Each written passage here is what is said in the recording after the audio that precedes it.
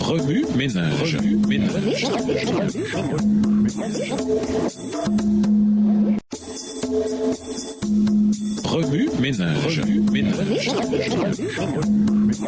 Bienvenue dans votre émission Remue ménage. Noël sont de jeudi. S'impliquer, sanctifier le sabbat. Ne vous croyez pas obligé de présenter des arguments en faveur du sabbat dès que vous entrez en contact avec les gens. Si quelqu'un évoque la question, dites que telle n'est pas votre préoccupation présente. Mais lorsqu'ils abandonnent leur cœur, leur esprit et leur volonté à Dieu, ils se trouvent dans les dispositions requises pour apprécier en toute impartialité les raisons justifiant ces vérités solennelles et déterminantes. Extrait du livre Évangélisé, section 8, page 209, livre écrit par Ellen G. White. Les repas du sabbat ne devraient pas être plus abondants et plus variés que les autres jours, qu'ils soient au contraire plus simples et que l'on prenne une quantité moindre de nourriture afin que l'esprit soit plus lucide et puisse mieux comprendre les choses spirituelles. Un excès de nourriture alourdit l'esprit. On peut alors entendre les plus belles paroles sans les apprécier. En mangeant plus que de raison le jour du sabbat, beaucoup ont inconsciemment déshonoré Dieu. Si l'on doit éviter de cuisiner le jour du sabbat, il ne s'ensuit pas nécessairement qu'il faille manger froid. En hiver, qu'on réchauffe les aliments préparés la veille et que les repas, bien que simples, soient bons et appétissants. Qu'on prépare ce jour-là un plat qui soit considéré comme un régal et qui ne paraisse pas sur la table chaque jour. Extrait du livre Témoignage pour l'Église, volume 3, chapitre 2, page 24, livre écrit par Ellen G. White. Jésus est notre parfait modèle. Étant le plus strict observateur de la loi de son Père, il agissait toutefois dans une parfaite liberté. Animé de la ferveur de l'enthousiasme, il était cependant calme, sobre et maître de lui. Il s'élevait au-dessus des affaires ordinaires du monde, tout en ne s'excluant pas de la société. Il mangeait avec les publicains et les pécheurs, jouait avec les petits-enfants, les prenait dans ses bras et les bénissait.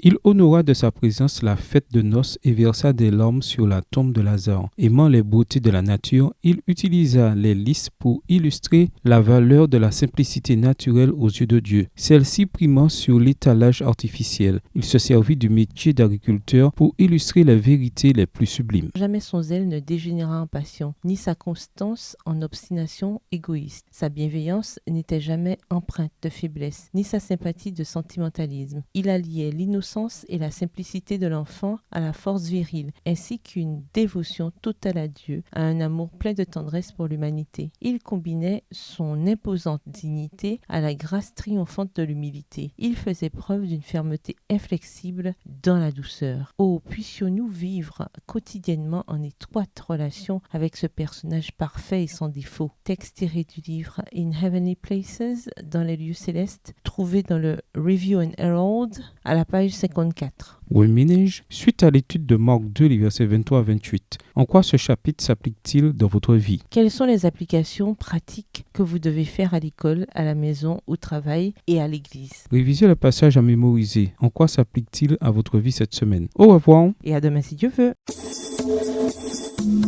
Remue ménage. Remue ménage.